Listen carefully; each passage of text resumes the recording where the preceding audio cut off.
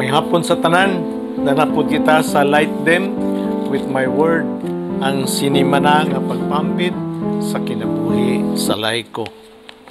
Ang atong ebanghelyo kinutlo sa Juan Kapitulo 21, versikulo 1 hangtod sa 16. Kani nagpresentar sa kananaang mahinungdanon kayo nga panghitabo human sa pagabanhaw sa ato ang Ginoo.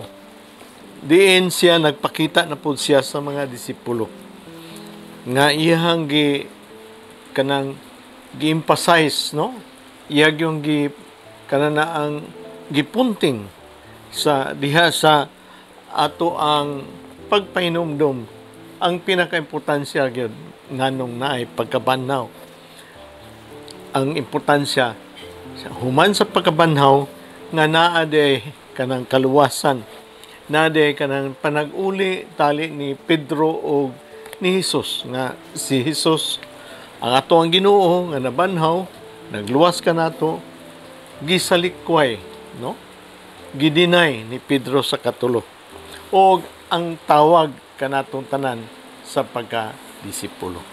So kanina siya nga konteksto ini niyang ato ang paghisgutan ebanghelyo, mao kani nga panahon nga human na banhaw si Jesus, ang mga disipulo wala sila kanang nahunahunaan o sa ilang buhaton human sa pagkabanhaw, diin sila ang ilang pagtuo nga wa naging paglaom sa ilang kinabuhi, sa ilang pagkadisipulo, sa ilang pagsunod-sunod ni Jesucristo, nga ang ilang master nga wala naman diya, ang ato ang Ginoo wala naman diya.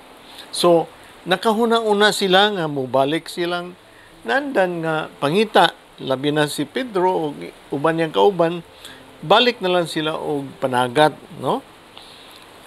Unya nakita nato nga atong diri sa ebanghelyo gipakita kani, no?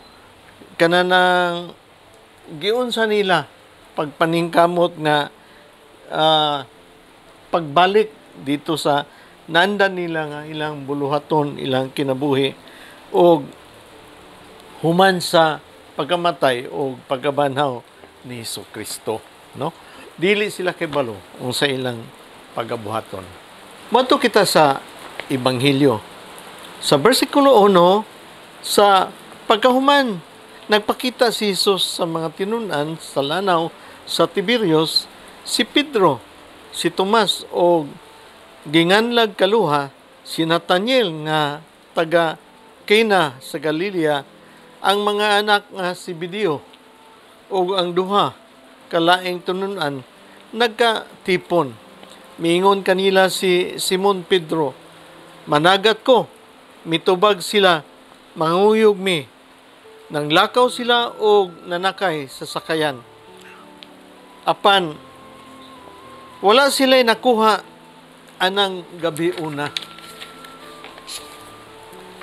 Sa banagbanag na, nagbarog si Jesus sa lapihan, apan wala sila makaila. Busa gitawag sila ni Jesus, "Mga anak, may makaon ba mo?" Mitubag sila, "Wala." Mingon siya, "Itaktak ang pukot sa tuo sa sakyanan o makakaha mo diyutay." Sa pagtaktak nila, dili na sila makadaog pagbira sa pukot tungod sa kadaghan sa mga isda.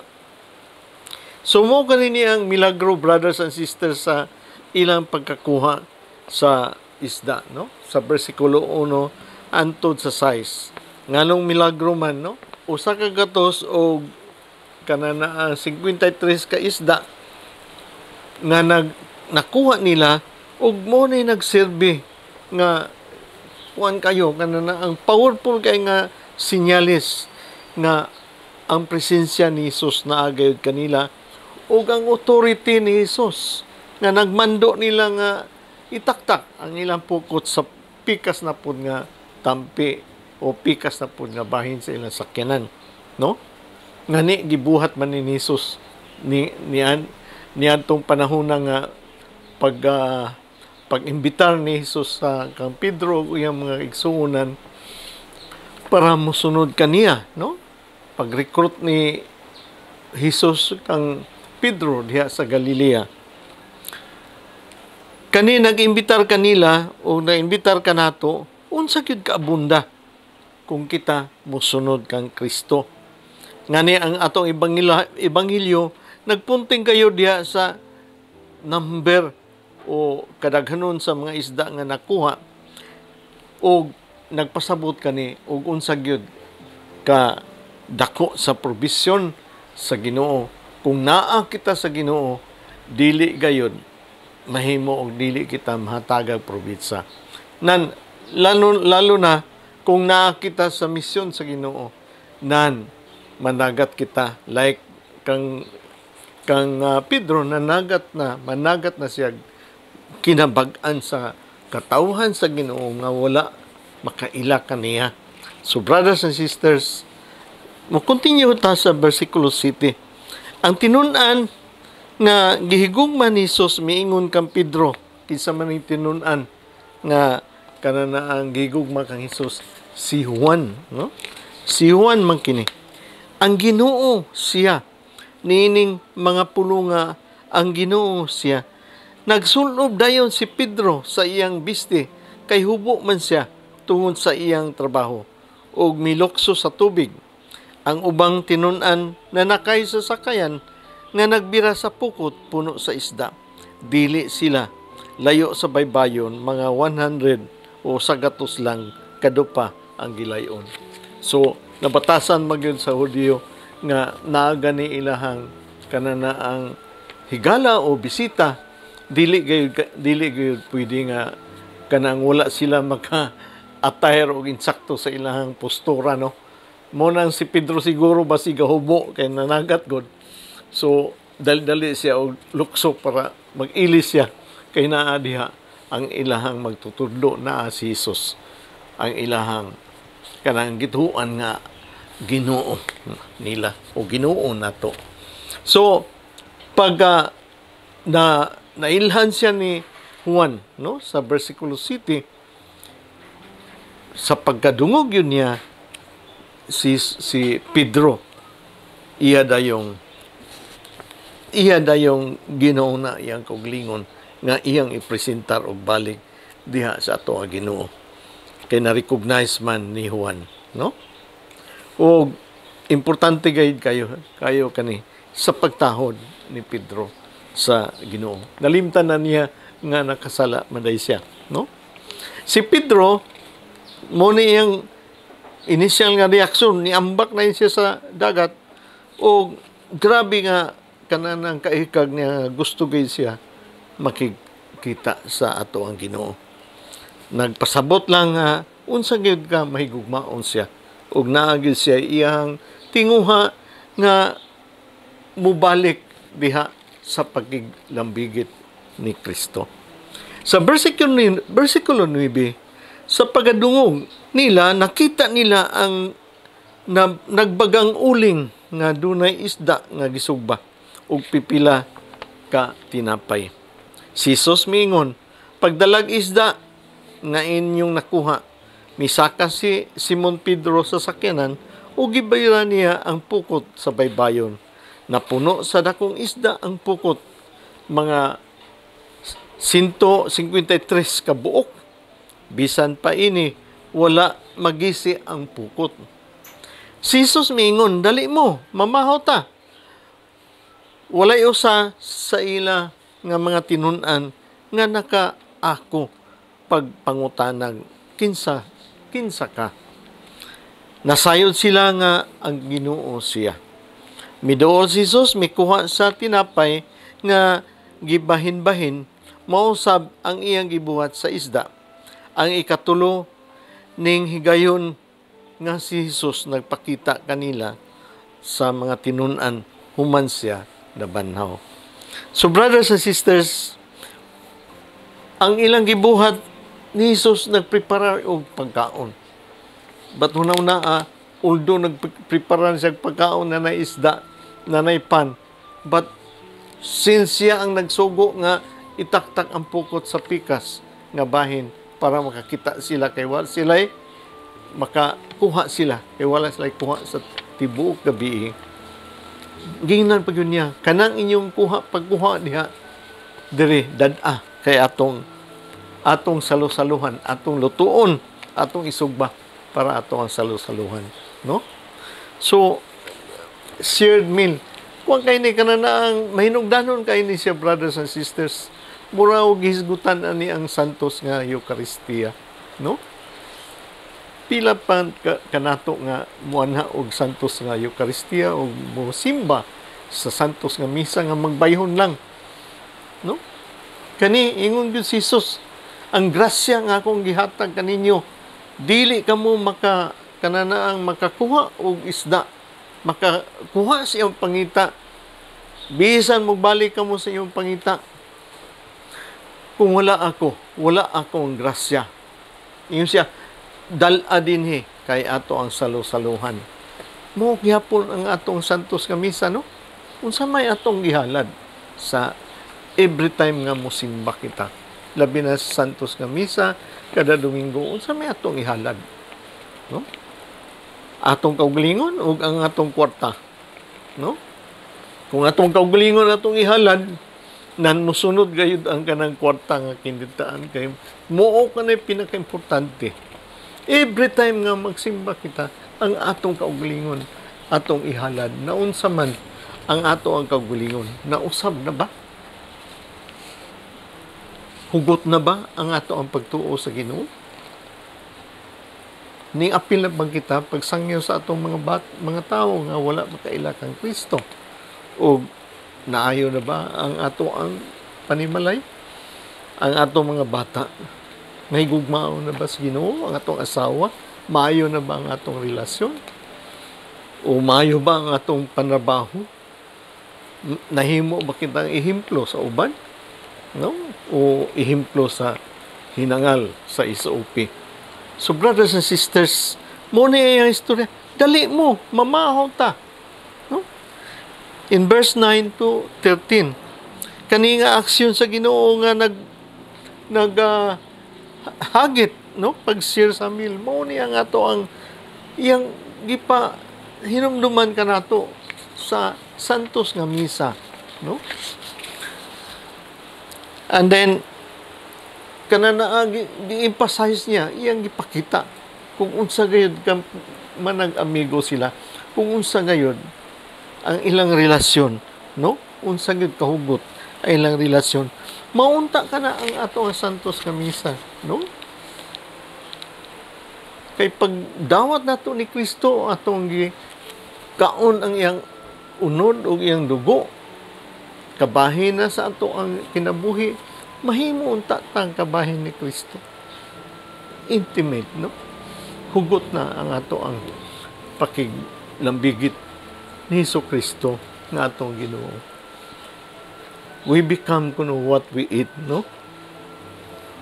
Muna nang nagpasabot kani nga higayuna nga ihang nagsalo-salo siya, nagfellowship sila, nakita niya nga iyang gipakita na pod ug gipabalik lantaw nila ang katong katapusan nilang panihapon, no?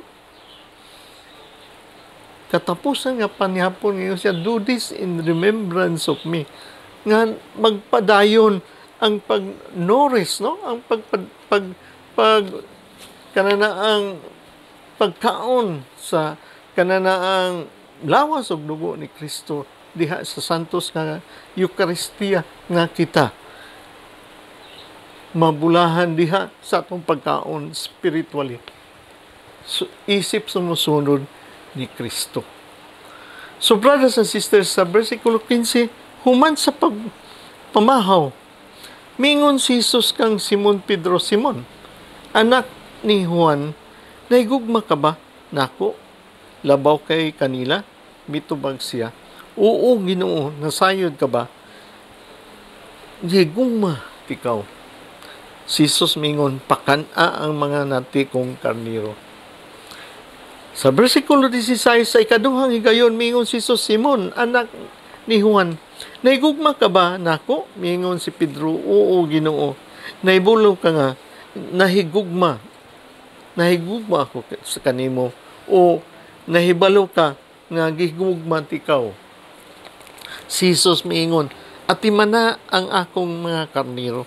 Miingon siya sa ikatulong higayon, Simon, anak ni Juan, nahigugma ka ba kanako? Nasubo si Pedro, no? Sa ikatulong nga bahin. Kay na katulong sa mga pangutana ni Jesus, nahigugma ka ba? Nako, mitubag siya. Ginoo, nakaibulo ka sa tanan, nasayod ka, nga gihigugma tikaw. Si Jesus mingon, pakana ang akong mga karniro. So brothers and sisters, kani nga tulo ka bahin nga iyang kanunay pagpangutana ni Jesus, iyang pag-verify, no? Iyang gitan-aw og unsa gayud ang paghigugma kang Jesus. Diya sa bersikulo 15 hangtod sa 17, nagpasabot kani nga sa katulog nga bahin imo kong gisalikway, no? Wa ko nimo ilha. Samtang ako gidakop, gilutos, gipantos, o diha gilansang sa krus. Ikaw gipangutana og nakaila ko kay tawhana, usa ka sa sakop nining tawhana si Jesus. Apan imong gisalikway hangtod ng tugaok ang manok, no? But diri ang parte sa katulong nga bisis niya pong gipangutana si Pedro, no? Kanan ang gi-repeat niya ang the same nga question, do you love me? Nahigugma ka ba kanako? Kani nagpasabot lang nga gibalik niya, gipasahilo niya si Pedro. Gi-assure niya nga si Pedro dili na gayud siya musalikway sa ato ang Ginoo, kay magpadayon na ang iyang pagpangulo diha sa ato ang simbahan, pagpangulo sa katawhan sa Ginoo, no? Sa iyang pagkaprimero nga Santo Papa, kay nga naman siya nga, pakana ang ako ang karniro, atimana ang akong karniro. So meaning, ihang gipa-highlight gayod ang pastoral nga relasyon o responsibility nga iyang gitugyan, iyang gisalig diha kaniya para mapadayon ang misyon sa simbahan sa kanang kabig sa mga tao nga wala pa makatabog o wala makadungog sa kaluwasan. So brothers and sisters, sa versikulo 18, sapagkat tinuod suktihan tikaw, sa batanon ka pa, baksan nimo ang kaugalingon ug muadto ka bisag asa ka gusto, apan sa tiguang ka na, idupa na ang imong kamot. Lain ang mubakos ug dadon ka sa dapit diin dili ka gustong muadto. Misultig sama ini si Jesus sa pagpasabot sa matang sa kamatayon nga mahiaguman ni Pedro, apan paghimaya sa Dios human ini midugang siya pagingon, sunod nako. So brothers and sisters, unsa may sabot ani nga mao kani ang kananaang pamaagi sa pagka-disipulo nga iyang gitawag not only si Pedro but kitang tanan diha sa bersikulo 18 hangtod sa 19. Nagpasabot kani kung unsa nga matang nga umaabot ni Pedro nga ato ang leader, siya makaangkon gayod og tinuod, no, nga pagka-disipulo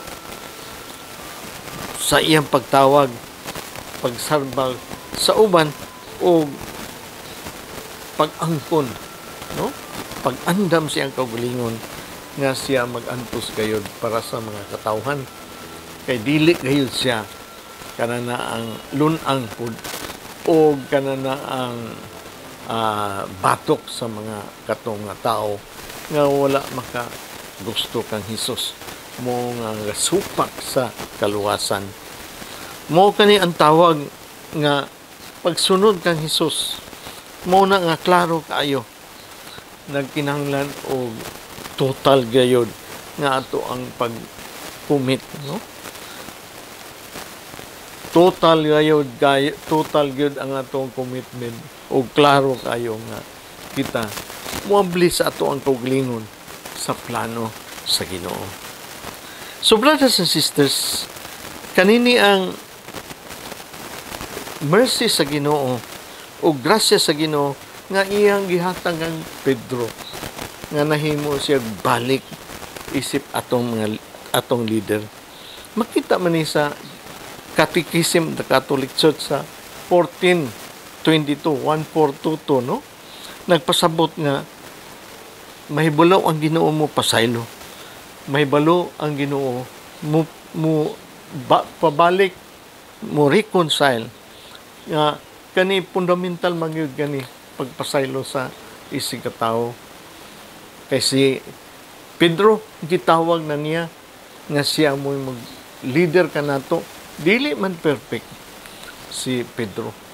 But nahimo siyang bag-o nga tao, nahimo siyang bag-o nga leader, nahimo siyang nausab nga leader human niini, no? Kay gitagaan siya og ganana ang kahigayunan nga maka-reconcile, makabalik, ma-restore ang iyang kaugalingon diha sa iyang pagka-leader sa ato ang simbahan.